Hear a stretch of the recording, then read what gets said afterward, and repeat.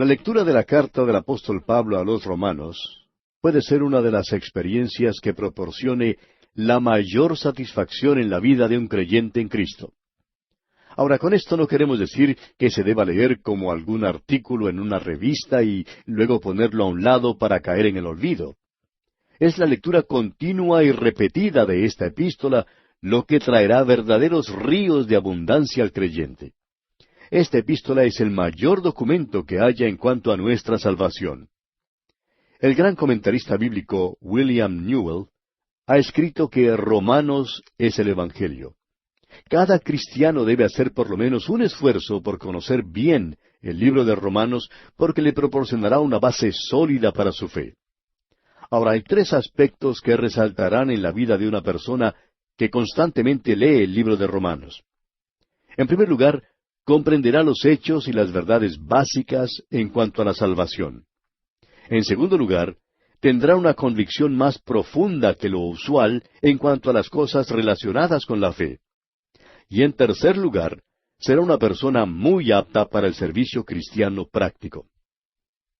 Ahora, al comenzar nuestro estudio de esta epístola del apóstol Pablo a los romanos, hay tres áreas que debemos explorar a modo de introducción. Primero, el escritor, que fue el apóstol Pablo. Segundo, el lugar, que fue la ciudad de Roma.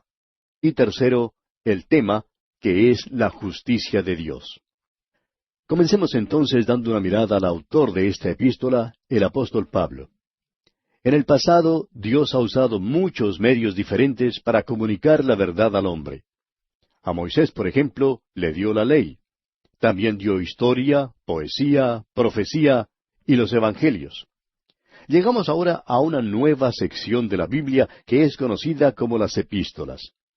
Las epístolas son cartas personales y de hondo sentir humano. Hay quienes han tratado de establecer alguna diferencia entre las palabras epístola y carta, pero nosotros concordamos con la opinión de que en realidad no hay distinción alguna entre los dos vocablos. Ahora, leer una de estas epístolas es lo mismo que leer una carta que ha sido recién recibida y que ha venido por expreso aéreo o entrega inmediata. En realidad, no hay mayor problema o discusión en cuanto al autor de esta epístola a los romanos, aunque Marción, el hereje de la iglesia primitiva, y Baur, uno de los críticos bíblicos modernos, han cuestionado su autenticidad. En cuanto a esto, sin embargo, el doctor Santiago Stiffer ha escrito lo siguiente, escuche usted. Ninguno de los dos ha podido negar que Pablo haya escrito esta epístola. No hay ningún libro del Nuevo Testamento que sea más fidedigno en cuanto a su autoricidad. El apóstol Pablo mismo dice lo siguiente en cuanto a esto allá en el capítulo 15 de esta epístola, versículos 15 y 16, donde leemos, «Mas os he escrito, hermanos, en parte con atrevimiento, como para haceros recordar por la gracia que de Dios me es dada para ser ministro de Jesucristo a los gentiles, ministrando el Evangelio de Dios, para que los gentiles les sean ofrenda agradable, santificada por el Espíritu Santo». En estos dos versículos, el apóstol Pablo aclara sin lugar a dudas que él era el apóstol a los gentiles. También deja bien en claro que Simón Pedro era el apóstol a la nación de Israel. Por ejemplo, el apóstol Pablo dijo allá en su carta a los Gálatas capítulo 2, versículos 8 y 9, «Pues el que actuó en Pedro para el apostolado de la circuncisión, actuó también en mí para con los gentiles. Y reconociendo la gracia que me había sido dada, Jacobo, Cefas y Juan, que eran considerados como columnas, nos dieron a mí y a Bernabé la diestra en señal de compañerismo, para que nosotros fuésemos a los gentiles y ellos a la circuncisión». También en el libro de los Hechos de los Apóstoles podemos ver otra vez que Pablo era en forma especial el apóstol a los gentiles. Allá en el capítulo 26 del libro de los Hechos, cuando Pablo está testificando al rey Agripa sobre esta misma verdad, Pablo cita lo que la voz del cielo le dijo, y dice en los versículos 17 y 18, «Librándote de tu pueblo y de los gentiles, a quienes ahora te envío, para que abra sus ojos, para que se conviertan de las tinieblas a la luz, y de la potestad de Satanás a Dios, para que reciban por la fe que es en mí, perdón de pecados y herencia entre los santificados». El apóstol Pablo poseía las mejores capacidades para este ministerio a los gentiles debido a su experiencia, a su educación y crianza. El doctor Griffith Thomas ha dicho lo siguiente: sus antecedentes formaron una combinación extraordinaria.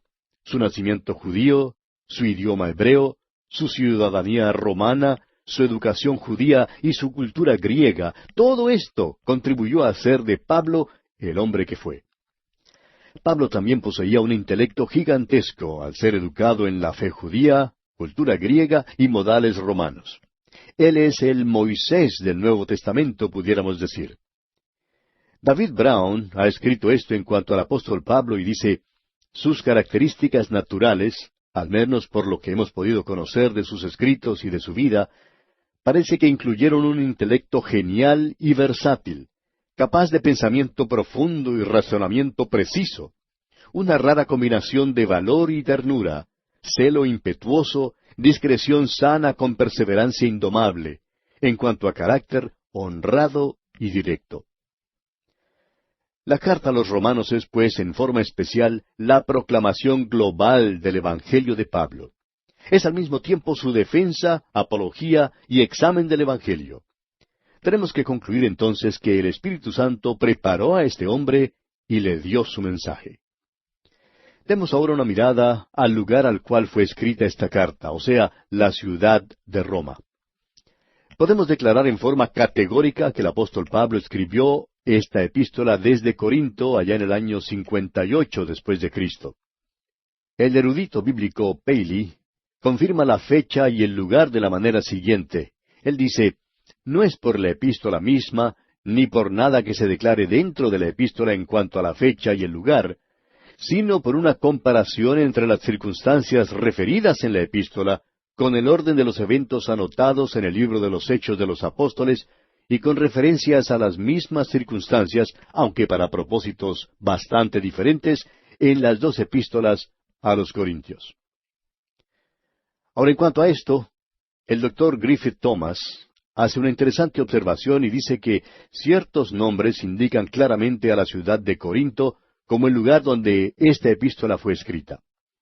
Luego él añade que la fecha probable para su escritura fue durante los meses de marzo a mayo del año 58 después de Cristo.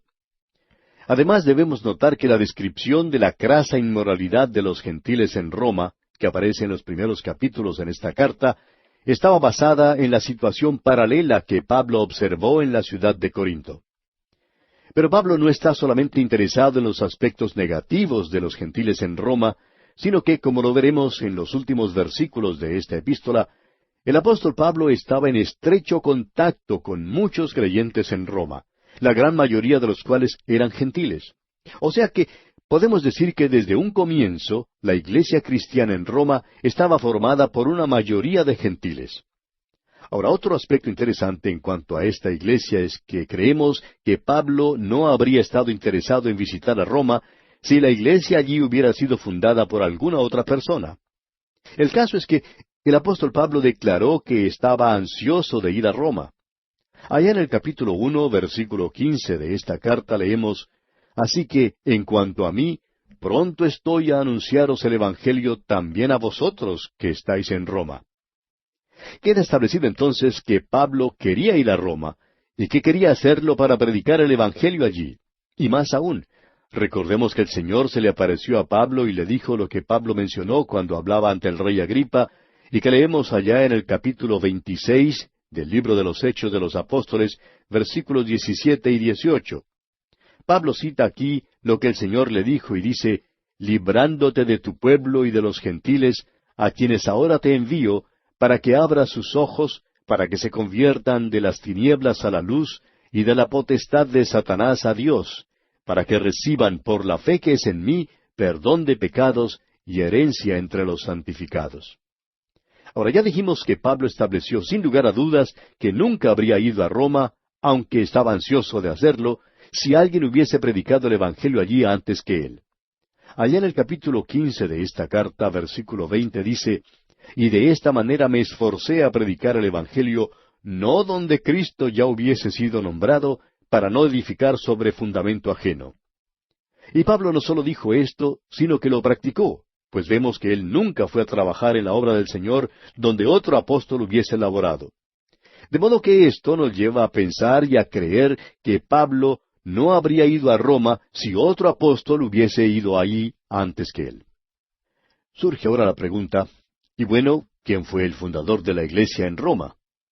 Y aquí quisiéramos decir algo que quizás usted, amigo oyente, no haya considerado nunca antes. Y es que creemos que Pablo fundó la iglesia en Roma y que la fundó por control remoto, pudiéramos decir. La fundó empleando un radar espiritual. Usted dirá, pero eso es imposible, ya que en esos tiempos no había los medios de comunicación como el radar o el teléfono de larga distancia que tenemos hoy en día. Sin embargo, amigo oyente, creemos que estas son las mejores palabras para describir lo que ocurrió. Permítanos aclarar lo que estamos diciendo. Roma era una ciudad muy grande, y Pablo nunca había estado allí. Ningún otro apóstol la había visitado todavía. Sin embargo, es un hecho que allí surgió una iglesia cristiana. ¿Cómo entonces llegó a existir una iglesia en Roma? Bueno, es que Pablo había viajado a través de gran parte del Imperio Romano, ganando a hombres y mujeres para Cristo. Y siendo que muchos viajaban hacia Roma desde los confines del imperio, pues ocurrió que llegó el momento en que hubo muchos habitantes de Roma que conocían personalmente al apóstol Pablo, que lo habían conocido antes de trasladarse a la capital del imperio. Ahora alguien quizá preguntará, ¿está usted seguro que esto fue lo que ocurrió, que esta era la situación? Bueno, note usted lo que dice allá en el libro de los Hechos de los Apóstoles, capítulo 18, versículos 1 al 3. ¿Quiénes fueron los que se encontraron con Pablo en Corinto? Leamos esa porción. Hechos capítulo 18, versículos 1 al 3. Después de estas cosas, Pablo salió de Atenas y fue a Corinto, y halló a un judío llamado Aquila, natural del Ponto, recién venido de Italia, con Priscila su mujer, por cuanto Claudio había mandado que todos los judíos saliesen de Roma. Fue a ellos, y como era del mismo oficio, se quedó con ellos, y trabajaban juntos, pues el oficio de ellos era hacer tiendas. Vemos pues que Pablo se encontró con Aquila y Priscila, habitantes de Roma, pero quienes habían tenido que abandonar esa ciudad, debido a una ola de antisemitismo y persecución desencadenada por el emperador Claudio. Ahora ellos se encontraron con Pablo en Corinto, y más tarde vemos que acompañaron al apóstol Pablo en su viaje a Atenas. Esta pareja llegó a ser un extraordinario testimonio para el Señor Jesucristo, siendo usados poderosamente por el Espíritu Santo donde quiera que iban. Ahora, cuando Pablo escribe esta epístola a los romanos, vemos que ya han vuelto a radicarse en Roma, pues en sus saludos personales, allá en el capítulo 16, Pablo los menciona por nombre en el versículo 3. Escuche usted. Saludad a Priscila y a Aquila, mis colaboradores en Cristo Jesús. ¿Y qué podemos decir en cuanto a los otros? Pues solo esto, que Pablo los conocía personalmente. En algún lugar él tuvo que haberles conocido y llevado a una fe personal en Jesucristo. Pablo es entonces el fundador a control remoto, pudiéramos decir, de la iglesia en Roma, mediante su contacto con estas personas a quienes presentó el Evangelio de Jesucristo y quienes se fueron a vivir a la ciudad de Roma. Permítanos ahora compartir con usted algo que el Dr. J. Vernon McGee, autor de estos estudios bíblicos, escribió hace ya varios años en un librito que lleva por título Una hora en Romanos, y que presenta algunos aspectos que creemos interesantes en cuanto a Roma. Escuche usted. Pablo conocía la ciudad de Roma, aunque nunca había entrado en sus límites antes de escribir esta carta a los romanos. Roma era como un gran barco que pasa durante la noche y que levanta fuertes olas que se rompen en las costas lejanas. Su influencia era como la de una potente emisora de radio que penetraba cada esquina y escondrijo del Imperio Romano. Pablo había visitado las ciudades coloniales, tales como Filipos y Tesalónica. En estas ciudades había observado las costumbres romanas, las leyes, el idioma, las modas y la cultura en plena exhibición. Pablo había viajado por los caminos romanos, se había encontrado con los soldados romanos en las carreteras y en los sitios de mercado, y también había dormido en las cárceles romanas.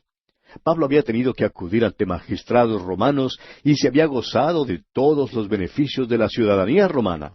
De modo que se puede ver que Pablo conocía todo lo que debía saberse en cuanto a Roma sin haberla visitado todavía. Desde el escenario de la capital del mundo, Pablo iba a predicar el Evangelio global al mundo perdido que Dios tanto amaba, que había dado a su Hijo para que todo aquel que cree en Él no se pierda, sino que tenga vida eterna. Roma era una especie de gran imán que atraía a los hombres y mujeres desde los confines del mundo entonces conocido a su centro. Mientras Pablo y los otros apóstoles viajaban por todas partes del gigantesco imperio, trajeron a grandes multitudes a los pies de la cruz. Iglesias cristianas fueron establecidas en la mayoría de las grandes ciudades del imperio. Con el transcurrir del tiempo, muchos creyentes en Cristo fueron atraídos al centro del imperio, o sea, la ciudad de Roma. El dicho que todos los caminos llevan a Roma era una verdad muy evidente en aquel entonces y no simplemente un dicho. A medida que más y más cristianos fueron congregándose en esa gran metrópolis, comenzó a emerger una iglesia visible. Es probable que la iglesia de Roma no fuera establecida por un solo hombre. Los hombres que habían sido convertidos mediante el testimonio de Pablo y de otros apóstoles de las ciudades periféricas se fueron a vivir a Roma, donde organizaron la primera iglesia cristiana. En verdad, continúa diciendo el Dr. Magee, no creo que Pedro haya sido el que haya tenido algo que ver con la fundación de la iglesia en Roma, pues vemos que su sermón en el día de Pentecostés estuvo dirigido exclusivamente a los israelitas. No fue sino hasta después de la conversión de Cornelio, cuando Pedro estuvo convencido de que los gentiles también estuviesen incluidos en el cuerpo de creyentes. Hasta aquí lo que escribió el Dr. J. Vernon Magee. Ahora, con todo esto, hemos visto que el apóstol Pablo es quien ahora está escribiéndole a los romanos. También hemos visto que más tarde visitaría la ciudad de Roma. Asimismo que él conocía Roma y que él fue el fundador de la iglesia en Roma. Lo que todavía nos resta es considerar el mensaje, o sea, el contenido de su carta a los romanos. Y aquí quisiéramos decir que nos encontramos personalmente muy incapacitados para este estudio, porque trata el gran tema de la justicia de Dios. Es un mensaje que hemos tratado de proclamar a través de muchos años, y es un mensaje que el mundo en general no quiere escuchar ni aceptar. Lo que el mundo desea escuchar es acerca de las glorias de la humanidad. Quiere que la humanidad sea exaltada y no el Señor. Y si habla de Dios, solo se refiere a su bondad. Y permítanos decir, amigo oyente, que estamos totalmente convencidos que cualquier ministerio que trate de enseñar la gloria del hombre y que no presente su depravación total, ni revele que el hombre es totalmente corrupto y arruinado, no puede ser eficaz. La enseñanza que no incluya esa gran verdad no puede levantar a la humanidad ni le podrá ofrecer remedio alguno, porque es un hecho que el único remedio que hay para el pecado del hombre hoy en día es el remedio perfecto que tenemos en la persona del Hijo de Dios, el Señor Jesucristo, y que Él ha provisto para una raza perdida y depravada. Ahora bien, permítanos ilustrar esta verdad de esta manera. El autor de estos estudios bíblicos, el Dr. J. Vernon Magee, nos cuenta que en cierta ocasión tuvo que regresar de un viaje a Europa y la Tierra Santa un día antes de lo que esperaba, porque había sido invitado a oficiar en los funerales de Audie Murphy, el héroe más condecorado durante la Segunda Guerra Mundial, y quien había perecido en un accidente aéreo. La esposa del señor Murphy le había pedido al Dr. Magee que se encargara del funeral, ya que ellos habían asistido durante más de 10 años a la iglesia que el Dr. Magee pastoreaba. El Dr. Magee había conocido a esta señora cuando primero ella aceptó al Señor Jesucristo como su Salvador personal. Luego pudo observar cómo ella crecía en la gracia y el conocimiento de Jesucristo. Ahora ella le pedía que presentara un mensaje evangelístico durante los servicios funerales de su esposo. Y dice el Dr. Magee que él pudo ver con toda claridad que estaría en lo que podríamos llamar pleno territorio del enemigo. Es verdad que el capellán iba a estar allí en ese funeral, un buen hombre y firme en su fe cristiana. Y a él se le pidió que diera una nota biográfica del fallecido y el panegírico. Bueno, él hizo todo en forma totalmente correcta y debida. Mencionó las diferentes medallas que el Oxiso había recibido, y vale decir que era un hombre sumamente valiente, un hombre que merecía cada una de las condecoraciones que había recibido durante la Segunda Guerra Mundial. Pero entonces se levantó el doctor Magee y presentó el Evangelio que declara que los hombres no pueden ser salvos por cosa alguna que hagan, sino solo por medio de algo que Dios ya ha hecho. Y que Dios solo solicita que acudamos a la cruz, que Él no le está pidiendo al mundo que haga cosa alguna, solo le está haciendo una pregunta al mundo y es, ¿qué harás con mi hijo que murió por ti? Y que esa es la pregunta de mayor importancia. Y aunque este hombre que había fallecido había escuchado el Evangelio y había tenido el ejemplo de su esposa ante él, y también el testimonio de sus dos hijos, nunca, dice el doctor Magee, nunca que yo supiera, había aceptado el Evangelio. Y añadió, pero quizá durante ese momento de trauma y gran tensión, cuando el avión se precipitaba a tierra, quizá todas estas verdades hubieran vuelto a su memoria. Él conocía los hechos en cuanto al Evangelio. Y si en ese momento se hubiera vuelto a Jesucristo, pues habría sido salvo y estaría tan salvo como cualquier otra persona que se hubiese salvado. Porque el Señor Jesús dijo allá en el Evangelio según San Juan capítulo 6, versículo 37, y al que a mí viene, no le echo fuera. Y amigo oyente, permítanos hablarle acerca de aquel ladrón en la cruz del Calvario. El Imperio Romano había declarado que él no era apto para continuar viviendo en el Imperio Romano y que por esa razón lo estaba ejecutando. Sin embargo, el Señor Jesús le dijo allá en el Evangelio según San Lucas, capítulo 23, versículos 39 al 43, «Yo te haré apto para el reino de los cielos, y de cierto te digo que hoy estarás conmigo en el paraíso». Amigo oyente, Dios toma a pecadores perdidos, tal como usted y como yo, y nos trae dentro de la familia de Dios y nos hace un hijo de Dios. Y hace esto mediante su muerte en la cruz del Calvario, y no porque haya mérito alguno en nosotros. Este es el gran mensaje de este libro de Romanos. Y este es el mensaje del cual el comentarista bíblico suizo Godet describiera así: la Reforma fue ciertamente el producto de esta epístola a los Romanos y también de la carta a los Gálatas. Y es probable que cada renovación espiritual que pueda experimentar la Iglesia esté vinculada siempre en causa y efecto a un conocimiento más profundo de este libro. Fue Martín Lutero quien escribió: la epístola a los Romanos es la verdadera obra maestra del Nuevo Testamento y el Evangelio en su forma más pura, que bien vale la pena y merece que cada creyente en Cristo no sólo la aprenda de memoria, palabra por palabra, sino que también debe tratarla diariamente como si fuera el pan diario para el alma de los hombres. Nunca podrá ser leída o estudiada demasiado bien ni en forma desmesurada.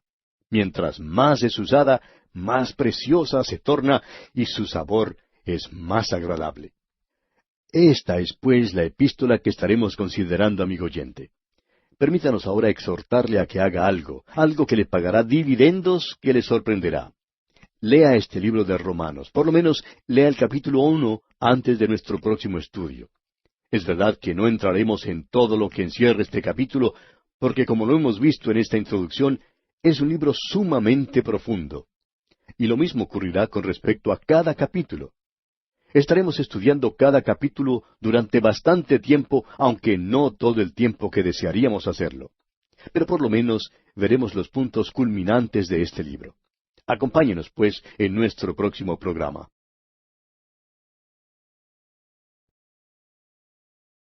Cordiales saludos, amigo oyente. Es un agrado estar una vez más con usted para continuar nuestra excursión por el libro de los libros, la Sagrada Biblia, la Palabra de Dios. Estamos marchando por la epístola del apóstol Pablo a los Romanos, y hoy nos corresponde entrar en el capítulo 1, así es que abra su Biblia en esta porción de la Escritura y prepárese así para el estudio que tendremos en breves momentos.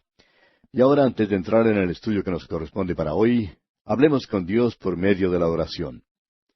Padre nuestro, te damos gracias por tu bendita palabra y el privilegio que tenemos de poder estudiarla y escudriñarla en esta hora. Y pedimos que tu Santo Espíritu nos hable al corazón para que podamos entender la lección que tú deseas impartirnos en esta hora. Bendice este tiempo de estudio y bendice a cada oyente que nos acompaña. Oramos en el nombre bendito de Cristo Jesús. Amén. Bien, amigo oyente, nos corresponde hoy entrar en el estudio propiamente dicho de esta epístola del apóstol Pablo a los romanos. En nuestra última lección trazamos una introducción general que esperamos nos servirá como base para el estudio de esta maravillosa epístola. Veremos que hasta la salutación o introducción con que comienza esta epístola es simplemente maravillosa. Pero permítanos decir que la introducción abarca los primeros 17 versículos del capítulo 1.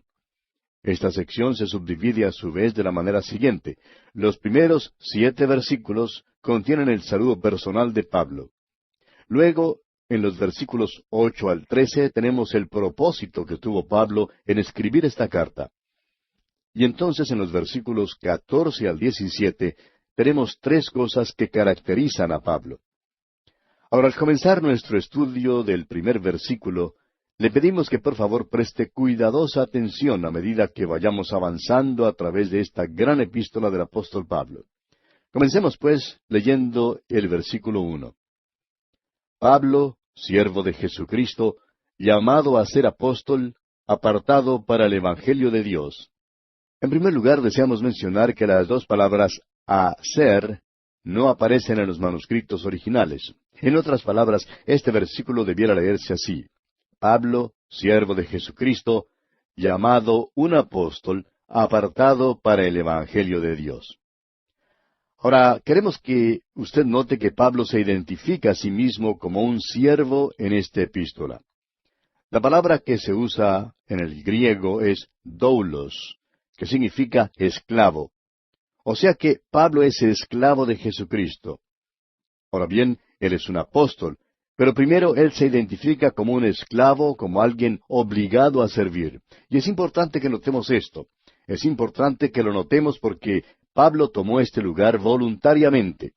Y amigo oyente, el Señor Jesucristo nos amó y se dio a sí mismo por nosotros. Pero es muy diferente notar que Él nunca nos obliga a ser sus esclavos. Usted tiene que tomar ese paso voluntariamente y acudir a Él y hacerse un esclavo y servidor de Jesucristo. Esto es algo tan maravilloso que es indecible el hecho que cuando Él le salva, no le obligará a servirle. Notemos que el Señor Jesucristo hasta tuvo esta actitud hacia Jerusalén, pues allá en el Evangelio según San Mateo, capítulo 23, versículo 37 dice: Jerusalén, Jerusalén, que matas a los profetas y apedreas a los que te son enviados. ¿Cuántas veces quise juntar a tus hijos como la gallina junta sus polluelos debajo de las alas, y no quisiste? Y en otra ocasión tenemos al Señor Jesucristo diciendo allá en el capítulo 5 del Evangelio según San Juan, versículo 40, y no queréis venir a mí para que tengáis vida. Jesucristo, pues, nunca le obligará, amigo oyente. Usted tiene que hacer esto de su propia cuenta, por su propia voluntad. Usted tiene que venir a Él, pero usted tiene el privilegio de hacerse esclavo en servicio a Jesucristo. Ahora quizá usted recuerde lo que se le dijo a Pablo cuando se convirtió en el camino a Damasco. Bueno, primero Pablo preguntó: ¿Quién eres, Señor? Y él le dijo: Yo soy Jesús, a quien tú persigues. Y entonces fue cuando Pablo llegó a conocerle como su Salvador personal. Pero entonces Pablo le hizo una segunda pregunta: Señor, ¿qué quieres que yo haga? Y esa es la pregunta importante aquí, pues al hacer esa pregunta, Pablo se hizo esclavo en el servicio a Jesucristo. ¿No le parece a usted que esto es algo maravilloso? Bien, volviendo ahora a nuestro estudio del primer versículo de la carta del apóstol Pablo a los romanos, vemos que él no solamente es un esclavo o siervo de Jesús, sino que también se identifica como su apóstol, como alguien que ha sido llamado apóstol. No quiere decir esto que fue llamado para algún día llegar a ser un apóstol, sino que nos explica qué clase de apóstol era Pablo. Nos da a conocer que Cristo mismo lo llamó para ser un apóstol, que él fue llamado para desempeñar ese oficio. No fue algo que Pablo escogió. El Señor Jesús le dijo que sería su testigo. Este hombre, pues, primero se identifica a sí mismo como siervo o esclavo de Cristo, y entonces es apóstol llamado. Y en realidad, este es el único tipo de persona que Dios puede usar como su siervo, la persona que Él haya llamado o escogido. Desafortunadamente hoy en día hay demasiadas personas en el ministerio como pastores u obreros cristianos que nunca fueron llamados por Dios. Pablo pudo decir allá en su primera carta a los Corintios capítulo 9 versículo 16, «Ay de mí si no anunciar el Evangelio». En el Antiguo Testamento tenemos un caso similar en el profeta Jeremías, quien fue llamado en su niñez.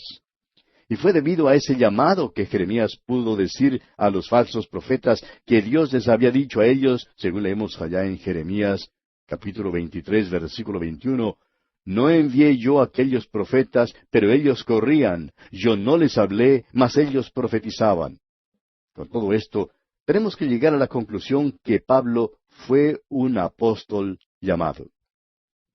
Ahora, sin embargo, tenemos que tomar en cuenta que una de las cosas que eran necesarias para poder ser un apóstol era el haber visto al Cristo resucitado.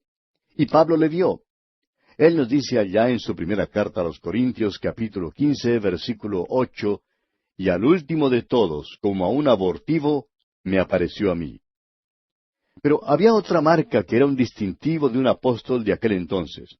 Y esa marca era que un apóstol tenía que tener lo que podríamos llamar un don que sirviera como señal. Y Pablo dijo que podía hablar en lenguas. Y una vez más, en su primera carta a los Corintios capítulo 14, versículo 22, dice que el hablar en lenguas es una señal especial para los incrédulos. De modo que creemos que este don, por lo menos en parte, consistía en poder hablar y testificar de Cristo en su propio idioma a los que no conocían el griego, el latín o el hebreo que Pablo hablaba normalmente. Otro don que Pablo tenía, que lo señalaba como apóstol, era el de la sanidad.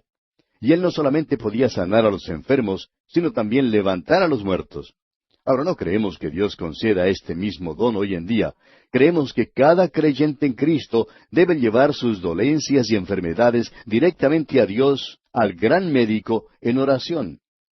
Pedro también tenía este don de la sanidad y de levantar a los muertos que lo confirmaron como apóstol. Pablo es entonces un esclavo en el servicio de Jesucristo. Es llamado un apóstol, y ahora tenemos una tercera cosa que se dice en cuanto a él. Dice aquí en el capítulo 1, versículo 1, que hemos leído, que Pablo fue apartado para el Evangelio de Dios. Y deseamos que usted ponga especial atención sobre esto, amigo oyente, porque hay algo extraordinario aquí. Pablo estaba apartado o separado para algo. No dice aquí que él estaba separado de algo, sino apartado para el Evangelio de Dios. Es una separación totalmente positiva para el Evangelio. No hay un significado negativo en esta expresión. Este Evangelio es de Dios, pues tuvo su origen en Dios. Es algo que proviene de la mente de Dios. Yo no inventé el Evangelio. No es algo que haya sido ideado por la mente humana. El Señor no dijo hace por allá 2000 años, bueno, sé que se ha cumplido el tiempo y es el tiempo para que Jesús baje al mundo. Pero quizá esto no les caiga bien a esta gente a través de la Biblia.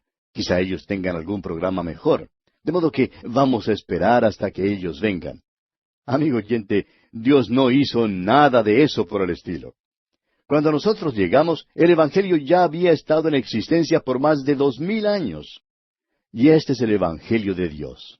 Él me dijo a mí, bueno, bien puedes aceptarlo o rechazarlo. Y amigo oyente, Dios le está diciendo esto mismo a usted. Usted puede o bien aceptar o bien rechazar el Evangelio de Dios, el Evangelio originado por Dios. Ahora volvamos a esta frase, apartado para el Evangelio. Pablo no indica que ha sido separado de alguna cosa, sino apartado para algo. En otras palabras, la expresión apartado para tiene un significado maravilloso que deseamos explorar ahora. Tomemos, por ejemplo, la palabra matrimonio. Esta palabra significa unión en su forma más íntima. Allá en el capítulo 2 del libro de Génesis, versículo 24, dice que el matrimonio significa unión, al mismo tiempo que significa separación. Dice que el hombre dejará, o sea, se apartará de su padre y de su madre. Pero también dice que se unirá. a su mujer, y que la unión será tan perfecta que la describe así: serán una sola carne. O sea que esa palabra puede significar separar y también unir. Pues bien, la palabra usada aquí por Pablo es la palabra apartado o separado. Hoy en día parece que se oye tanto en cuanto a la necesidad del cristiano de mantenerse separado o apartado del mundo. Bueno, en el caso del apóstol Pablo, no hay duda alguna que él era un cristiano separado, pero él estaba separado para algo y no de algo. Nuestro temor, amigo oyente, es que haya un énfasis exagerado en cuanto a la separación de algo.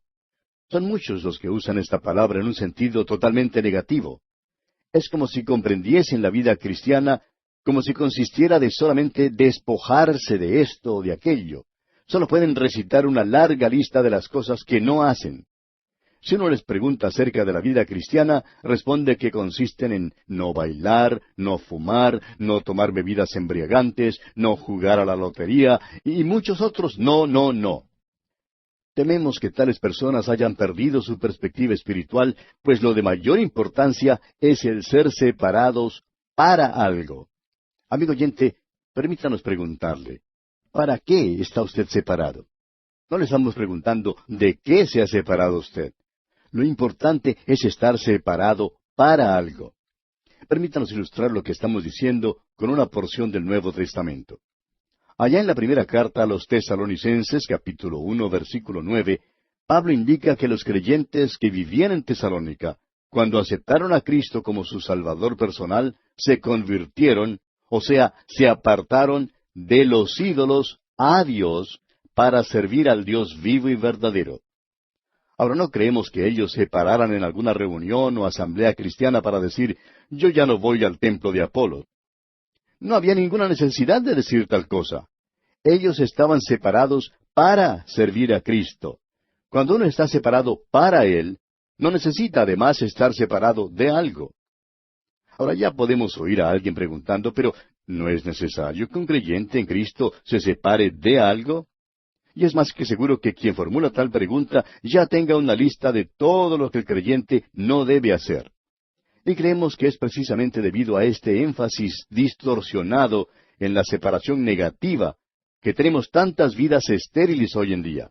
Están dispuestas a separarse de algo, no tienen gozo y se tornan criticones y hasta cínicos. Amigo oyente, es necesario que usted se separe para Cristo. Si usted está dispuesto a separarse para Cristo, entonces automáticamente ocurre la separación de lo demás. Volviendo ahora al ejemplo del matrimonio.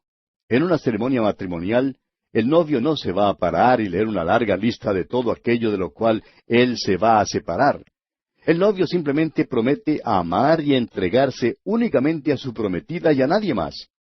Esto indica separación, separación para algo. Sin embargo, parece que hay muchos cristianos hoy en día que creen que es suficiente apartarse de algo y eso es todo lo que hacen. Amigo oyente, lo importante es apartarse para algo y no solamente de algo. Si usted se ha separado para el Señor Jesús, entonces usted no tendrá que preocuparse si se ha separado de algo. Es muy interesante el resultado práctico de tal separación positiva. Significa que usted vivirá una vida que despierta interés y simpatía, y no una vida que decepcione. Se cuenta que una vez una niñita dijo: los cristianos son como la sal. La sal produce la sed en uno. Piénselo bien, amigo oyente. Y mientras tanto, conteste usted: ¿qué está haciendo usted para provocar en otra persona una sed de Jesús? Él es el agua de la vida. ¿Estamos creando una sed por esta agua? Otro aspecto interesante en cuanto a esta palabra separación es que en el griego proviene de la misma palabra de donde nosotros recibimos la palabra horizonte. Hemos notado que cuando uno se remonta en un avión, mientras más alto esté, más extenso es el horizonte. Recuerdo cierta vez cuando viajé en un avión que despegó del aeropuerto de la ciudad de Medellín, en Colombia. Cuando el avión comenzó a subir, no se podía ver casi nada. Traté de ver si podía divisar alguno de los puntos de la ciudad en los cuales habíamos estado. Y al principio no se podía ver casi nada. Pero después de poco tiempo, mientras cobrábamos altura, Comencé a ver aquellos puntos o algunos de los puntos en los cuales habíamos estado. Desde esas alturas uno podría verlo prácticamente todo. Mientras más nos remontábamos, más amplio se tornaba el horizonte. Así también es tan maravilloso ser separado para Cristo, porque Él le trae nuevos horizontes a la vida, horizontes sumamente amplios y extensos. Uno recibe una nueva vida en Cristo Jesús. Y cuán maravillosa es esa nueva vida. Le trae a uno una nueva apreciación de la vida. Lo que queremos decir es esto, amigo oyente. El apóstol Pablo dijo allá en su primera carta a los Corintios, capítulo 13, versículo 11, que cuando él era un niño, hablaba como niño, se portaba como niño, pero que cuando llegó a ser hombre, dejó a un lado las cosas de niños. Ahora no sabemos cómo será en el caso suyo, amigo oyente, pero cuando yo era pequeñito, me gustaba jugar con mi hermana a la caza y al médico. Más tarde, cuando crecí un poco, bueno, dejé todo eso y me interesé en otras actividades. Me reunía con algunos muchachos de la cuadra, cerca de la casa, y participábamos en algunos deportes. Y si mi hermana me invitaba a jugar a la casa, pues yo le respondía que yo era demasiado grande para jugar esas cosas y que yo estaba ahora interesado en el fútbol, por ejemplo, o algo así. O sea que tenía un nuevo horizonte. Pero entonces llegó el día en que no solamente perdí el interés en jugar fútbol, sino que ya no podía hacerlo, porque estaba además interesado en otras cosas. O sea que mi horizonte se había extendido. Ahora, si usted, amigo oyente, viene a Cristo Jesús, usted se separa para Él. Y separarse para Cristo no quiere decir que usted se vuelva un introvertido, ni que sea una persona de criterio estrecho y cerrado. Separarse para Cristo, amigo oyente, quiere decir que su vida se ampliará y que usted podrá realizar muchas cosas para Cristo. Esto es especialmente cierto hoy en día para los hijos de Dios, cuando hay tantas cosas maravillosas que los hijos de Dios pueden hacer. Amigo oyente, para mí es maravilloso vivir hoy en día. Bien, este versículo 1 de la carta a los Romanos dice que Pablo estaba apartado para el Evangelio de Dios. Ahora, notemos aquí que este Evangelio no es algo nuevo, pues Pablo dice aquí en el versículo 2 lo siguiente en cuanto al Evangelio de Dios. Dice él, que él había prometido antes por sus profetas en las Santas Escrituras. Esto quiere decir que si uno vuelve atrás y examina los libros del Antiguo Testamento, se dará cuenta que el Evangelio fue prometido a través de todo el Antiguo Testamento. Su mensaje es que Dios ama a la humanidad y que Dios salvará a la humanidad. ¡Qué maravilloso es esto, amigo oyente! Nos trae a una relación de amor y veremos en esta epístola que el Evangelio es precisamente un amorío. Él nos amó. Y según el apóstol Juan en su primera carta, capítulo 4, versículo 19, nosotros le amamos a Él porque Él nos amó primero. El apóstol Pedro, a su vez, declaró en su primera carta, capítulo 1, versículo 8, a quien amáis sin haberle visto. Pero creemos que Pablo lo expresó de una manera más personal, cuando dijo allá en su carta a los Gálatas, capítulo 2, versículo 20, me amó y se entregó a sí mismo por mí. ¡Qué maravilloso, amigo oyente! Y llegamos ahora a un versículo que algunos acostumbran poner entre paréntesis. Sin embargo, es uno de los pronunciamientos más importantes, porque declara qué es este Evangelio que había sido prometido en las Escrituras. Y la primera parte del versículo 3 dice, acerca de su Hijo, nuestro Señor Jesucristo. Esta palabra, acerca, es traducida de la palabra griega pare, y es la palabra que usamos como prefijo para palabras tales como periscopio, perímetro y otras. Esta palabra significa algo que cerca o que rodea. Este Evangelio, entonces, es totalmente acerca de Jesucristo. Es acerca de lo que Él ha hecho, es su trabajo. Él es el Hijo de Dios y es Cristo Jesús nuestro Señor. Ese es su nombre maravilloso. Hoy en día estamos viendo y oyendo mucho acerca de la teología que algunos llaman liberal o modernista, que niega muchas de las doctrinas cardinales de la Biblia y que ahora proclama que lo que necesitamos es la religión de Jesús. Amigo oyente, Jesús no tenía ninguna religión. Él no necesitaba ninguna, pues Él era y es Dios. Él no podía adorar a otro. Es a Él a quien nosotros debemos adorar. Alguien quizá dirá, Pero Él oró. Bueno, es verdad que lo hizo, pero lo hizo, amigo oyente, para ayudarnos y acomodarnos a nosotros. Cuando Él tomó la naturaleza humana, Él se humilló voluntariamente y vivió a nuestro nivel. Usted quizá me pregunte ahora, ¿y qué quiere decir con eso? Bueno, ¿se acuerda usted del caso de Lázaro? Al lado de su tumba, Jesús dijo, según lo vemos en el Evangelio según San Juan, capítulo 11, versículos 41 y 42, Padre, gracias te doy por haberme oído. Yo sabía que siempre me oyes, pero lo dije por causa de la multitud que está alrededor, para que crean que tú me has enviado. Amigo oyente, Jesús oró para beneficio de usted y para beneficio mío hoy en día, para ayudar a fortalecer nuestra fe. Él no necesitaba orar porque tenía contacto perfecto y constante con su Padre Celestial, pues Él es el Cristo, el Señor Jesucristo. Ahora note usted que hay algo más que también es maravilloso que se dice aquí acerca de Jesucristo. Dice el resto del versículo 3 que Él es del linaje de David en cuanto a la carne se refiere. Dice aquí que era del linaje de David según la carne. Esa es la humanidad de Jesús. Pero también, según el versículo siguiente, el versículo 4, dice que fue declarado Hijo de Dios con poder.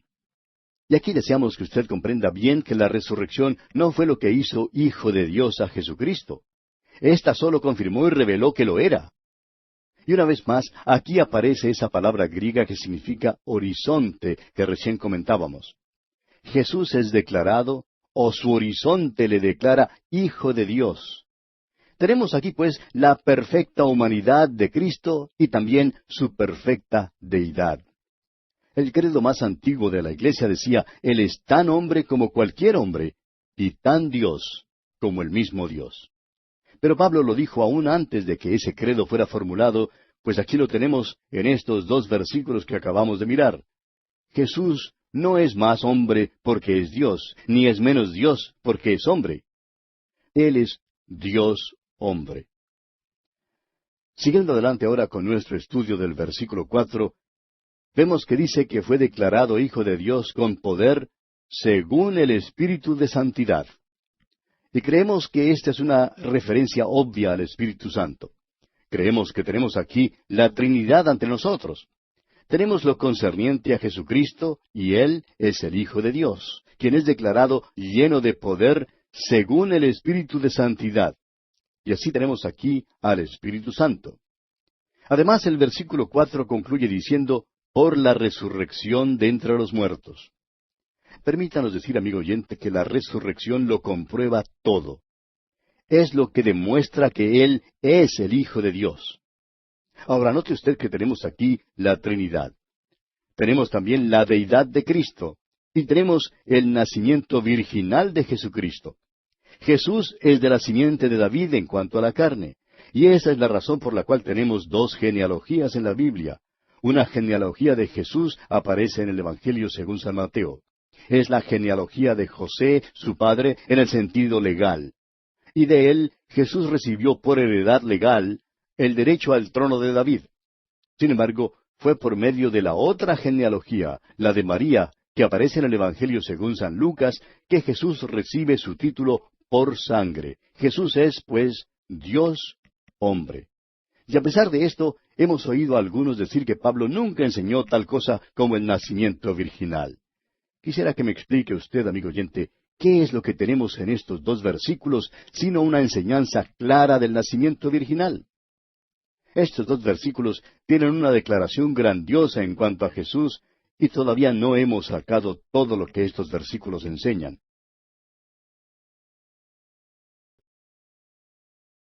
Nos corresponde hoy comenzar nuestro estudio con el versículo 5 de este primer capítulo de la carta del apóstol Pablo a los Romanos. Y creemos que usted ya se ha dado cuenta de la gran importancia de esta sección de las Escrituras. Es realmente de suma importancia.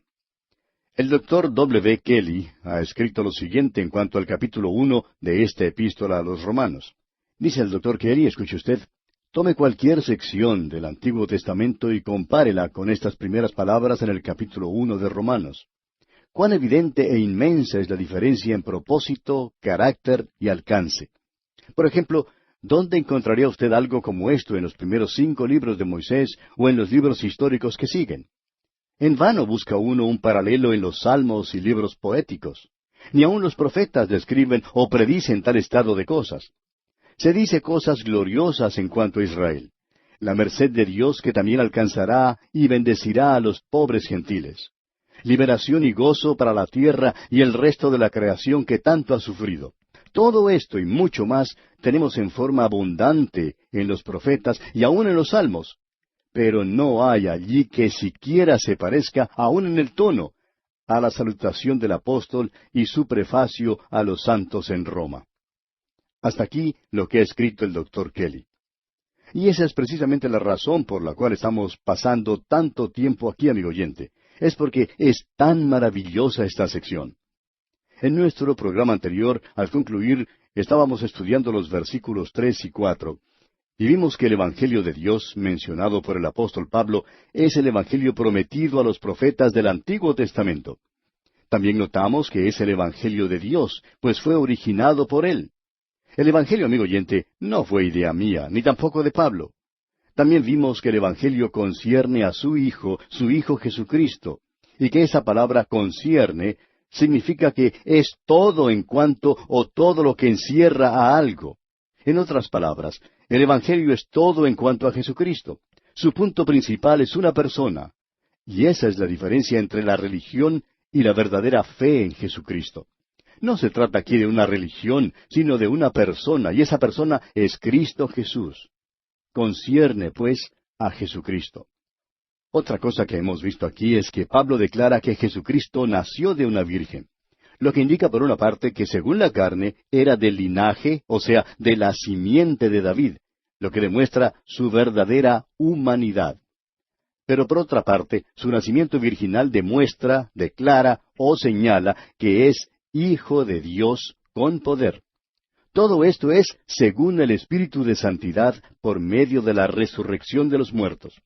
Y permítanos decir aquí que la resurrección de Jesucristo lo confirma todo. Si usted lee su Biblia de pasta a pasta, descubrirá, amigo oyente, que presenta al Señor Jesucristo en el poder de su resurrección. En los Evangelios vemos a Jesucristo en los días de su carne, mientras caminaba por esta tierra, despreciado y desechado entre los hombres. Vemos su debilidad cuando se cansa y se sienta junto a un pozo para descansar. Por último, le vemos afrontando la vergonzosa e ignominiosa muerte sobre esa ominosa cruz. La cruz es donde primero vemos a Jesús cuando venimos a Él para la salvación. Aunque fue varón de dolores y experimentado en quebranto, llegó el tiempo cuando resucitó de los muertos. Eso comprueba que habló con exactitud cuando dijo, «Vosotros sois de abajo, yo soy de arriba. Vosotros sois de este mundo, yo no soy de este mundo», allá en el capítulo 8 del Evangelio según San Juan. De modo que su cuerpo salió del sepulcro. La muerte no pudo mantener como víctima a Jesús, mi Salvador. Mientras Jesús colgaba en la cruz, miró y le dijo a su madre humana, «Mujer, he ahí tu hijo», como lo vemos allá en el capítulo 19 del Evangelio según San Juan, versículo 26. Cuando había hecho su primer milagro en Caná de Galilea, le había dicho a su madre, «Aún no ha venido mi hora». Pero ahora, cuando Jesús pendía de la cruz, su hora en verdad había llegado. Sus días de caminar por las carreteras polvorientas de esa tierra ya había terminado.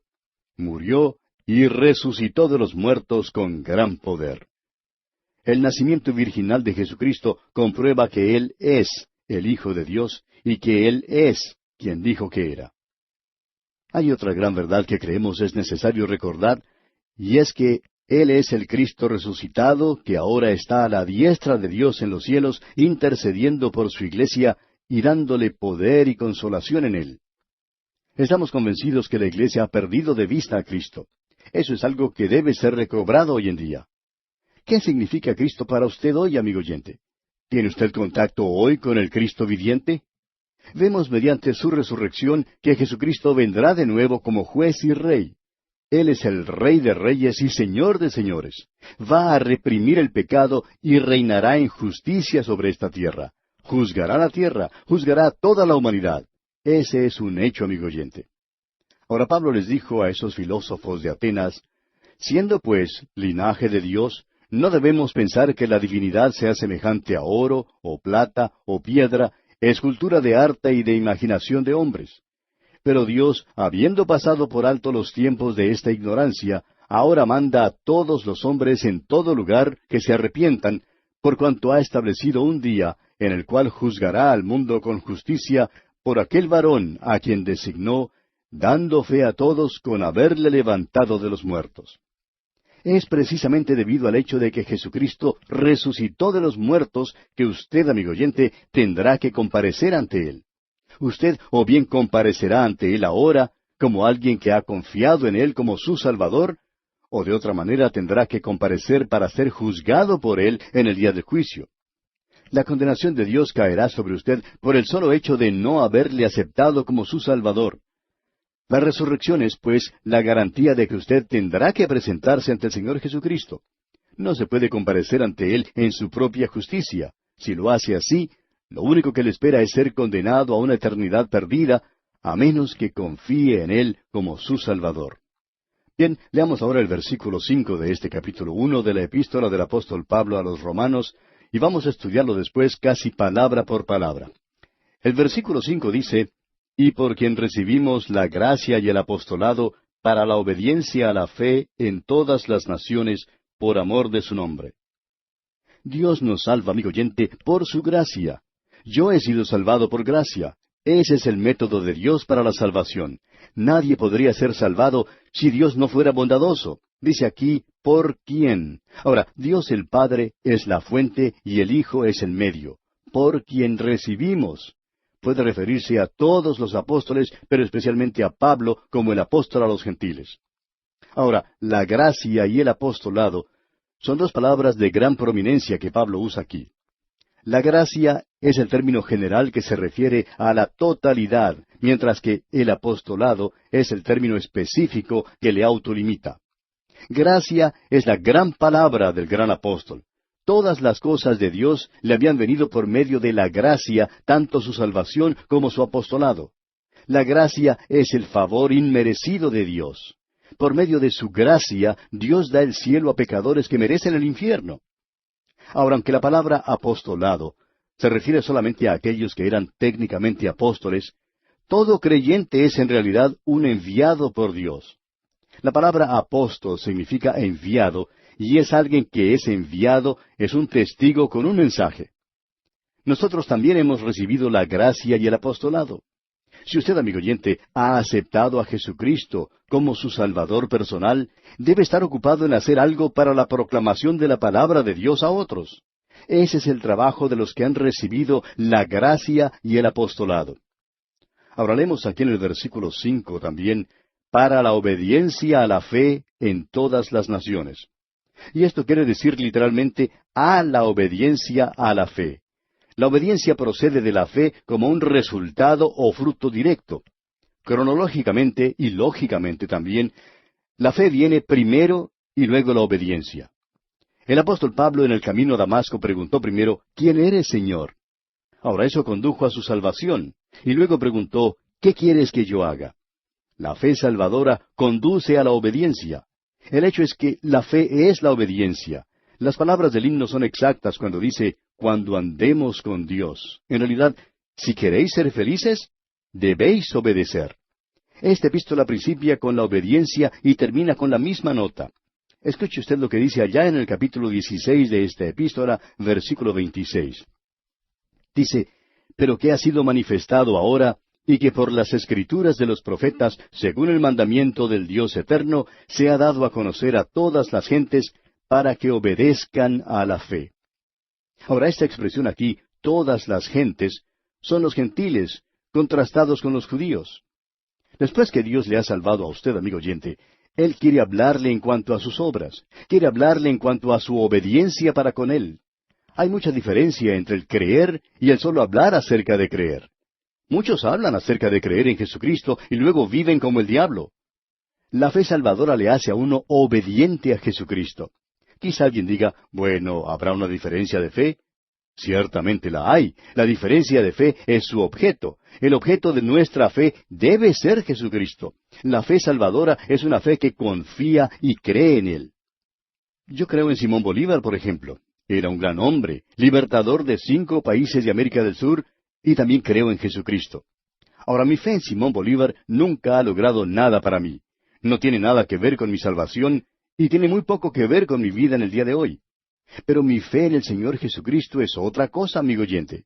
Es una fe salvadora. La fe salvadora es lo que nos trae al lugar donde nos rendimos al Hijo de Dios, al que nos amó y se dio a sí mismo por nosotros. Hay muchos que se denominan fundamentalistas por todas partes, y dicen que creen y que hasta están listos para declarar lo que consideran las verdades fundamentales de la Biblia.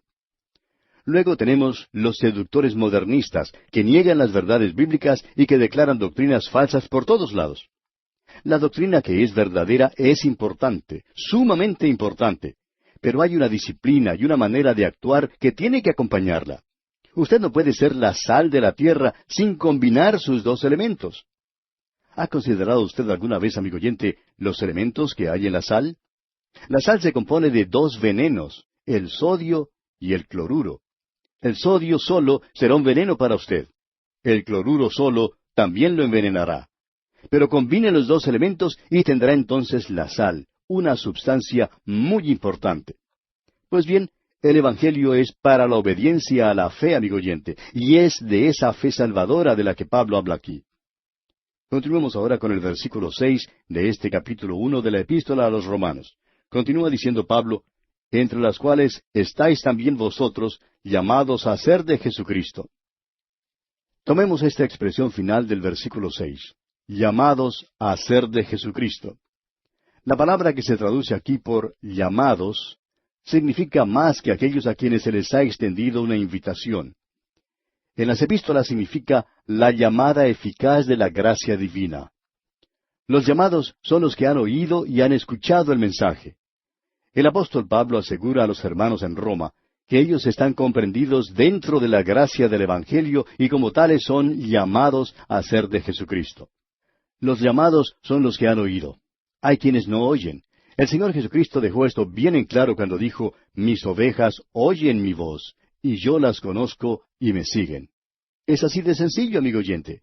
Él llama y usted responde. Si usted no ha respondido, no se halla entre los elegidos. Y si usted ha respondido, entonces usted se encuentra entre los elegidos. El doctor Stifler, un estudioso de la Biblia, señala 4 rasgos en esta porción de 6 versículos, los cuales debemos notar con cuidado antes de seguir al próximo versículo. El primer paso es que Pablo tiene un mensaje de acuerdo con las Escrituras.